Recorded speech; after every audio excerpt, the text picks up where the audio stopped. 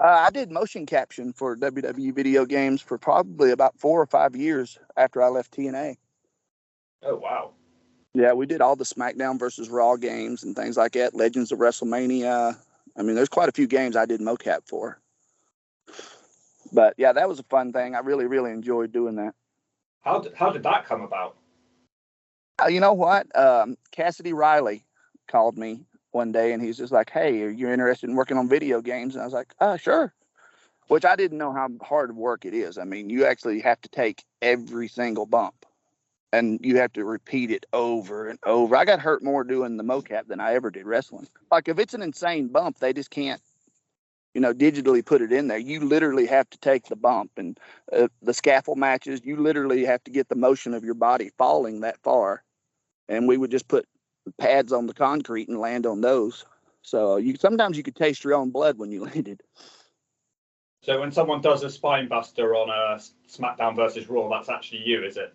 Yes, it is actually me. That was actually me for a while, actually. You know what? I think the coolest thing I ever read, I read an article in a wrestling magazine one time that said Triple H did a David Young-esque spine buster. So that was actually kind of cool. Your first storyline was with a lady called Bobcat, who was your manager. Do you remember that? Yes. Yeah. She was also Al Snow's ex-wife. Yes. But that didn't go anywhere. We only got to do one pay-per-view together. The second pay-per-view, she got fired. She got fired. Okay. Yeah.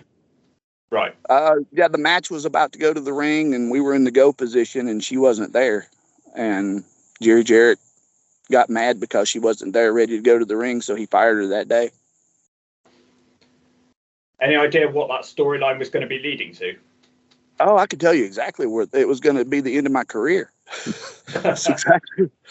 When I got signed with TNA, Jerry Jarrett wanted to do a gimmick with me where he was going to call me Austin Suggs. And I don't know exactly what was going on. I mean, there was something about Austin didn't want to have a title match with Jeff or something in the WWE. So Jerry was going to put a gimmick on me where I was going to be Austin Suggs, and I had a blonde bimbo walking me to the ring, telling me what to do. And she was going to be the Lucy to my Charlie Brown. She was going to pull the football out from under me every single night. And they were going to actually dub the crowd chanting Austin Suggs in the arena to make it sound like Austin sucks. And thank God that didn't happen. And if Jeff is the one who's made that not happen, I should probably hug his neck when I see him. A viewer called Avinesha Shetty says, you turned heel pretty quickly, joining Siaki and Desire in a feud against Athena, which led to a controversial angle where Siaki seemingly tried to strip Athena. What are your thoughts on Sonny Siaki and that night itself when all that happened? I love Sonny. Still today, we talk still, 2 or 3 times a year. I mean, I make sure to text him just out of the blue just to remind him I'm thinking of him. But no, Sonny was great. And his girlfriend, she was unbelievable too. We were actually going to work a thing. Russo wanted to do an angle where I was in love with Sonny's girlfriend. And she was going to start liking me. And then it was going to lead to a big angle between me and Sonny. And then she broke her back in a wrestling match. And they just never brought her back after that. So they kind of had to scrap the entire angle. I had a lot of bad luck like that. I mean, I had some really big stuff coming up, and then something would happen just to get the entire thing scrapped. Sonny got signed with WWE and actually worked for them for a while. So, and I don't know what happened there. I know he was really, really ready to get out of that contract, and I know he quit working out, everything. He got himself out of shape just so they'd fire him. Wow. I'm probably one of the few people that still has access to Elix Skipper, too. He's another one of those guys that's just really bitter towards the business. Yeah, he's a ghost, isn't he? That's a good point. I never see anything with him in it. No, he manages 3 McDonald's now and makes about $200,000 a year. So, oh, wow. Yeah, he's doing all right for himself. Is he still in shape? Yes, and he's one of those guys, too, that can never work out. And he's a Ron Killings. Ron Killings never touches a weight and stays jacked and stays ripped all the time. I hate them both. I'm not the biggest Vince Russo fan, and that's not a secret. And he's not a big fan of me either. I mean, literally, he's told me to my face that he could never push me in a wrestling situation because when he looked at me and heard my voice, all he heard was the show Hee Haw because I have a Southern accent. And he feels that if you're not a New Yorker, or you're not somebody from the North with a Northern accent, then you're unpushable.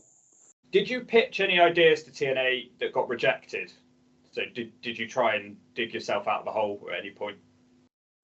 You know what? I think I wanted to do an angle one time, and I don't know why they didn't do it, but I wanted to do an angle with Mickey Knuckles where I was in an abusive relationship and I was the one being abused.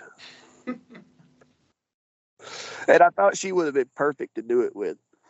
You obviously did the Slammiversary thing very recently, which has kind of put you back into the limelight a bit. You did the reverse battle royal. How did that come about?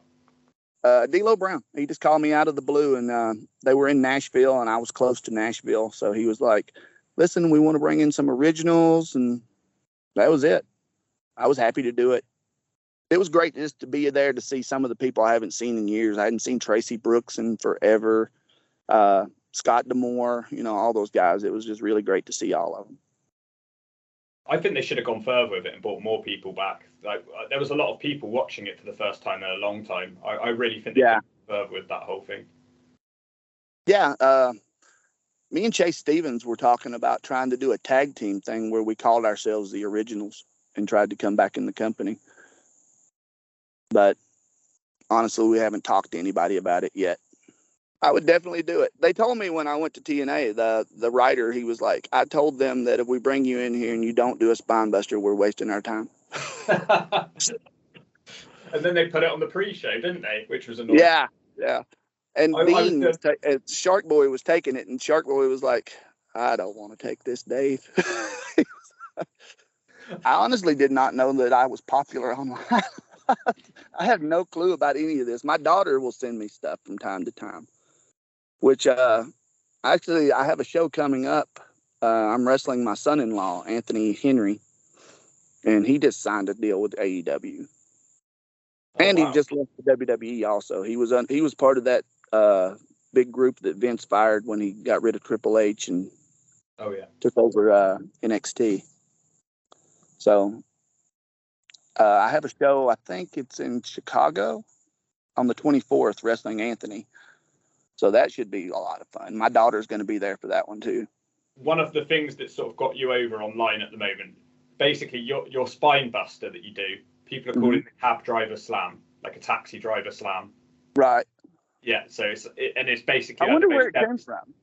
Where did the taxi driver slam come from? Somebody sent me a video of somebody talking about this earlier. Yeah, it was probably me, to be honest. I think I probably made a remark when I first started. I've been doing this for like 4 years now, but I think when I first started making videos, I probably referred to you as looking like a taxi driver because I didn't know who you were. So I'm sorry about that, but it's okay. It seems to be paying off in a good way now. So who cares? If TNA made contact with you, would you be willing to work some dates for them? It's obviously quite away from where you live now, I guess. Oh yeah, definitely. I would definitely do anything with them, to be honest with you. I actually wanted to go talk to Billy Corrigan about doing NWA Power also. I always thought that style would be a good fit there. Show, yeah. It would definitely fit to my pace. Yes. Old school wrestling and stuff like that. I mean, I really love watching their shows. I hung out in the dressing room for one of their pay-per-views recently, and just talking to the guys was just so much fun. Everybody's more laid back, and it's just, I don't know, it's just more fun. It's the most devastating move in wrestling. So I don't know about that. I mean, that Alabama slam is pretty nasty.